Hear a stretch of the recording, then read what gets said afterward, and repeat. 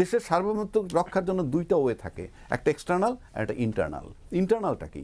Internal হলো যে আপনার দেশের জনগণের স্বাধীনতা, তার নির্বাচনী অধিকার, তার ভোটের অধিকার, আয়নাগর থাকবে না, বিনা বিচার হত্যা থাকবে না, এবং 57 জন মিলিটারি অফিসার মারা যাবে না। যেদিন দেশে এই ঘটনাগুলো ঘটে গেছে সেই দিনই কিন্তু দেশের সার্বভৌমত্ব শেষ হয়ে গেছে। একটা স্বাধীন দেশে 57টা সার্ভিং অফিসার মারা যায়, এবং সেটা নিয়ে এই যে আমরা এত আলোচনা করতেছি যে ইউনূস সাহেবের 1.5 বছর, ইয়েস ভালো নয়। আপনি আসেন আগে সার্বভৌমত্ব শেষ করি, তাহলে আমি এক্সটার্নাল বললাম এইগুলা, আর ইন্টারনাল আর এক্সটার্নাল কোনটা? আমার দেশে যখন 10 লক্ষ রোহিঙ্গা ঢুকলো, গোটা দেশের সব রাজনৈতিক দল পর্যন্ত নীরব ছিল। আজও কিন্তু ডক্টর ইউনূস তো বলেছিলেন যে সামনের ঈদ রোহিঙ্গারা তাদের ডক্টর ইউনূস বলছিল ভালো কথা, আমি তো অস্বীকার করি না, কিন্তু 1 বছর তো আমরা সেটা দেখিনি। ডক্টর ইউনূস ফেল করছে। ডক্টর ইউনূস নিজের স্বার্থে আসছে, সে তো 1.5 বছর ছিল। আমি তার সাফাই গাচ্ছি না। 1.5 বছরে কি এটা করা যেত না? হ্যাঁ, কথাটা শেষ করতে না দিতে হবে না ভাই। জি প্লিজ, শিওর প্লিজ। সে পারে নাই, ব্যর্থ, সেজন্য তো চলে গেছে। আমরা ডিপ স্টেটের কথা আনছি, তারা নাকি 29 সাল পর্যন্ত থাকতে পারতো, সে তো চলে গেছে, ব্যর্থ। কিন্তু আমার সার্বভৌমত্বের কথা যখন আসছে, তাহলে আমরা আলাপ করতেছি ইউনূস সাহেবের 1.5 বছর নিয়ে। তার আগের 15 বছরটা কি আমার ইতিহাস থেকে মাইনাস হয়ে গেছে? আপনি দেখেন তো সব চ্যানেলে আলাপ হয় কোনটা নিয়ে? ইউনূস সাহেবের 1.5 বছর। অফকোর্স ইউনূস সাহেব আজকে যদি মনে করেন তার অবহেলার কারণে 150 হামের লোক শিশু মারা গেছে, এটা কি আমি মানব? আমি কি এটা কি সাপোর্ট করব? Of course not. এজন্য তাকে আজকে যদি সেই অজুহাতে আপনি ইউনূস সাহেবের মতো লোকেরা আমরা ধরি, কিভাবে দেখেন ইউনূস সাহেবরা আপনি এই অজুহাতে ধরবেন? আপনি পারবেন না। মানে শেষ করতে দেন না, আমি শেষ করতে না দিলে হবে না তো, আমি আসতেছি তো। আপনি এই যে 150 শিশু মারা গেছে আমি সাপোর্ট করবো? Of course not. কিন্তু 1400 লোক যে মারা গেল সেই চ্যাপ্টারটা ক্লোজ কেন? আমার সেই আলোচনাই নাই, আমার ওই 15 বছরের আলোচনা নাই, আমি 1.5 বছরের আলোচনা করতেছি। আজকে আপনি দেখেন 111-এর লোক গ্রেপ্তার হচ্ছে না? 111 ইস্যুতে যে লোকগুলো গ্রেপ্তার হচ্ছে আমি সাপোর্ট করি, ইয়েস করেন। আপনার দল মাইনাস করতে চাইছেন, এটা রাষ্ট্রদ্রোহিতার শামিল। কিন্তু 111 থেকে আজকে যে নতুন সরকার আসলো, তাহলে 111-এর ঘটনা নিয়ে আলোচনা হচ্ছে, 1.5 বছর নিয়ে আলোচনা হচ্ছে, ওই 15 বছর কোথায়? 1400 লোকের মারা যাওয়ার বিচার তো চলছে, কোথায় আলোচনাটা? কোথায় আলোচনা হচ্ছে? কোথায় কি আলোচনা হচ্ছে? আপনি গুম অধ্যাদেশ আপনি বাতিল করে দিলেন, আপনি বলতেছেন বিচারে ঢুকাইছেন। বিচারে কি ঢুকাইছেন? এখানে কি বলা হচ্ছে? আমরা এটাকে আরো সংশোধন করে নিয়ে আসবো, তার মানে এটা বাতিল 30 দিনের মধ্যে যদি না হয়। আপনি আসেন বিচার বিভাগের যে স্বাধীন বিচারক নিয়োগের যে অধ্যাদেশ বাতিল, মানবাধিকার কমিশন অধ্যাদেশ বাতিল।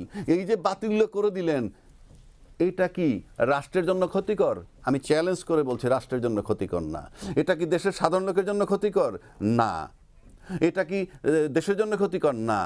এটা ক্ষতিকর কার জন্য? যারা ভাবেন যে আমি রাষ্ট্র ক্ষমতায় যতক্ষণ আছি, বিচার ব্যবস্থা হোক, দুর্নীতি কমিশন হোক, আমার বিরুদ্ধে স্টেপ নিতে পারবে না, আমার পছন্দ মতো বসাবো, সে কারণে এগুলা বাতিল করা হচ্ছে। আপনি নিজে যদি ট্রান্সপারেন্ট থাকেন, আপনি দেশকে যদি ভালোবাসেন, আমার আইনে তো কিচ্ছু আসে যায় না, কিচ্ছু আসে যায় না আমার আইনে কি আসে যায়?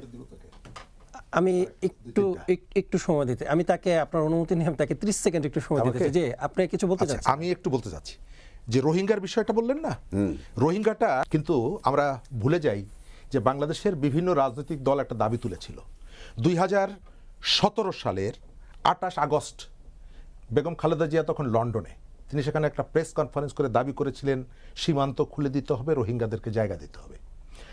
রাজনৈতিক দলগুলো এবং আন্তর্জাতিক চাপের কারণে রোহিঙ্গাদেরকে এখানে আসতে দেওয়া হয়েছিল। ওই মুহূর্তে এই যে দাবিটা তোলা, এটা যেমন যৌক্তিক ছিল, বাংলাদেশের ওই ভূমিকাটা মানবিক ছিল। কিন্তু পরবর্তীকালে তাদেরকে ফিরিয়ে দেওয়ার ক্ষেত্রে আওয়ামী লীগের যে ধরনের রোলটা থাকা দরকার ছিল সেটি করেনি। আরেকটা জিনিস বললেন বিচারের ক্ষেত্রে, বিচার তো 1400 লোকের বিচার তো আমরা চাই, কিন্তু বিচার নিয়ে যেভাবে বিচারকে পণ্য বানানো হয়েছে, আপনি হুকুমের আসামি হিসাবে একটা দেশের প্রধানমন্ত্রী, অবশ্যই তার রেসপন্সিবিলিটি আছে, স্বরাষ্ট্রমন্ত্রীর রেসপন্সিবিলিটি আছে, কিন্তু আপনি এই গণহত্যার জন্য পুলিশের যিনি প্রধান তাকে আপনি রাজসাক্ষী বানালেন, আর থানার কনস্টেবলকে আপনি আসামি করছেন, ওসিকে আসামি করছেন। এটি নিয়ে কি প্রশ্ন উঠেছে? আমরা প্রশ্ন তুলেছি। একটা ঘটনা, একটা গণহত্যার পর সেই দেশের পুলিশ প্রধান কিভাবে রাজসাক্ষী হয়? কনস্টেবলের ফাঁসি হয়, যিনি নির্দেশ পুলিশ- দিয়েছেন তিনি Right, কিভাবে রাজসাক্ষী right, হয়? সে কিভাবে রাজসাক্ষী হয়? রাজ্জাকি ভাইয়ের কাছে জিজ্ঞেস করি, এই প্রশ্ন কি আপনারা তুলেছেন? হ্যাঁ, আমরা তুলেছি সেই কথা। তাহলে সেটি আমি বলতে বলি হবে। এই প্রশ্ন 1400 তুলেছে। কথা বলতে হবে, আমি এটিও বলছি বলতে এই প্রশ্ন তুলছি, আমি বলছি আপনার সার্বভৌমত্বের প্রশ্নে সার্বভৌমত্বটা আনলাম। যে আপনি কি আমি যে কোনো আপনার ফর্মে কাছে- আমি আপনার যে কোনো কাছে ফর্মে আপনি আরেকটি 10 লাখ প্রশ্ন রোহিঙ্গা রাখতে চাই। ঢুকাই জনাব, দিবেন, এটা আমার আবু হুরায়রা সার্বভৌমত্ব। রাজ্জাককে আমি জি। আপনার কাছে আরেকটি প্রশ্ন রাখতে চাই। বলেন। আপনি যেটা বলছিলেন যে 1400 লোকের মৃত্যুর ঘটনা, আমরা তো দেখেছি যে গতকালকে সাবেক স্পিকার শিরিন শারমিন তাকে সেই 1400 লোকের একজন লালবাগে একটি হত্যাকাণ্ডের ঘটনা ঘটেছে বলেই তাকে সেই মামলায় তাকে দেখেন, এইটা গ্রেফতার কিন্তু করা আমি হয়েছে। বলি, এটা কিন্তু- আমার প্রশ্ন যে তাকে কেন এই অভিযোগে অভিযুক্ত করা হলো? তার বিরুদ্ধে তো অভিযোগ আনা যেত যে তিনি স্পিকার হিসেবে দায়িত্ব আমি পালন সেই করতে জায়গাটা আসি, পারেননি। কেন এটা কিন্তু আবার একটা নতুন সাবজেক্ট আসলো। এতক্ষণ কথা হচ্ছে সার্বভৌমত্ব নিয়ে। যে আমি এখন এই আপনি প্রশ্নটার যেহেতু উত্তর- একজন আইনজীবী, এই আমি আপনার প্রশ্নটার কাছে এই উত্তর বিষয়টা দিচ্ছি একটু জানতে চাই, আমি বুঝতেও আপনাকে চাই। বলি। যেমন ধরেন জেনারেল মাসুদউদ্দিন আহমেদ, তাকে গ্রেফতার করছে কি নিয়ে জানেন? কি বিয়ে? মানব পাচার আইনে, জানেন তো? জি। তো মানব পাচার আইনে তারা আপনি গ্রেফতার করলেন। আচ্ছা, এই যে জেনারেল মাসুদ আহমেদ, ইনি কিন্তু একটা সাধারণ লোক না। আমরা মুখে যত কথাই বলি, উনি একজন জেনারেল ছিলেন, উনি অনেক রোল প্লে করছেন বিভিন্ন সময়, 111-এর সময়ও, এবং উনি একজন এমপিও হয়েছিলেন। দে আর নট সিম্পল ম্যান। এবং এই সিম্পল ম্যানদেরকে এই সমস্ত মামলা আটক করে আপনি রাখতে পারবেন না, জামিন দিতে হবে 2 দিন আগে আর পরে। কারণ আমরা তো কোর্টে কাজ করি, মানব পাচারের মামলা ওইখানে আদালতে বহু আছে, তারা বহু লোক জামিনে আছে।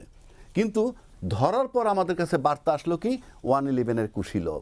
তো 111-এর কুশীলব হিসেবে আপনি তাকে গ্রেফতার করতে পারছেন না কেন? যেমন এরপরে কথা আসছে তারেক রহমান, আজকের প্রধানমন্ত্রী, তাকে নির্যাতন করছে।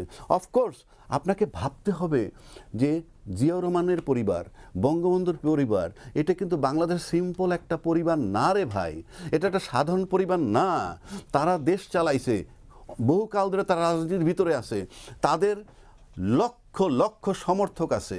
সেই লোকগুলাকে যখন নির্যাতন করে কেউ, সেই নির্যাতনের কথা এখন আসতেছে, কিন্তু সেই নির্যাতনের গ্রাউন্ডে তাকে গ্রেফতার করতে পারছি না কেন আমরা?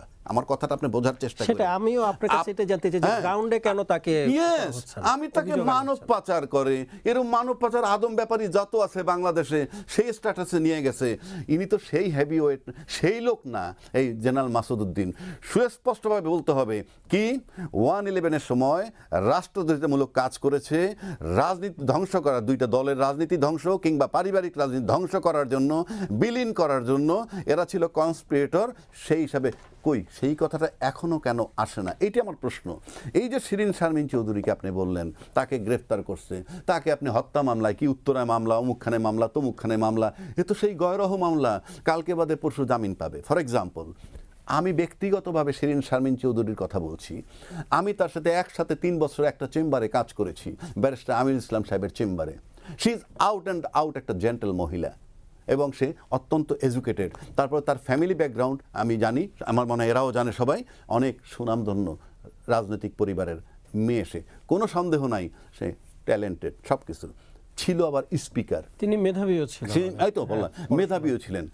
আপনি তাকে করছেন, গ্রেপ্তার করছেন, এটা আমার কাছে মনে হয় উনি যে 2 মাস বা 3 মাস পর হোক উনি জামিন পাবে, এ ব্যাপারে আমার বিন্দু মাত্র ডাউট নাই। কারণ আমরা তো রাজনীতিতে কিভাবে চলতেছে, এখন কোন ধারায় যাচ্ছে আমরা দেখতেছি। ইতিমধ্যে বহুজনই জামিন পেয়েছেন। আমার কাছে মনে হয় তাকে জামিন দিলেই সে বৈধভাবে বসবাস করবে। কারণ এখন যে লুকায়া ছিল, ওখান থেকে যদি বের হয়ে আসে, মুভ করে, ওই কথাটা থেকে যাবে। যেমন সাবের হোসেন চৌধুরী সাহেব জামিন পেয়েছে না, nobody is raising any question. সুতরাং আলটিমেটলি এই শিরিন শারমিন চৌধুরী রাজনীতিতে আসবে, এবং তাকে আমার ধারণা যে সে জামিন পাবে, আজকে না পাক, 2 মাস পরে পাক, 3 মাস পরে পাক, তখন সে ক্লিয়ার হয়ে গেল যে ইয়েস আমি ফ্রি মুভ করব। তা নাহলে আপনি যেভাবে লুকানো ছিল ওনাকে লুকাইয়েই থাকতে হইতো। এখন সেটাকে আপনি হত্যা মামলা, তার অপরাধটা কি আমি জানি না, এখন রাষ্ট্রদ্রোহী কিনা কিংবা কি করছে স্পিকার, সেগুলো ভিন্ন প্রেক্ষাপট। আপনি তো এই লেভেলের মানুষকে, এখন আমি ওই চ্যালেঞ্জও করি না উনি হত্যা করছেন কিনা, হুকুম দিচ্ছেন কিনা সেটা, কিন্তু আমার কাছে মনে হয় আমার রাজনীতি যে চেঞ্জ হতে যাচ্ছে যে ধারায়, তাতে আমার কাছে মনে হয় এই লোকগুলোকে যদি আপনি রাজনীতিতে রাখতে চান ক্লিন ইমেজ হিসাবে, আমরা এর আগে অনেক কথা পাইছি আওয়ামী লীগে ক্লিন ইমেজের লোক খোঁজে, তো এই ক্লিন ইমেজের লোক সে একজন, কোনো সন্দেহ নাই। আমার মনে হয় কয়েকদিন কাস্টডিতে থাকলে পরে তারপর যখন জামিন পাবে, তার ফ্রি মুভ করার বৈধতাটা এই সরকারের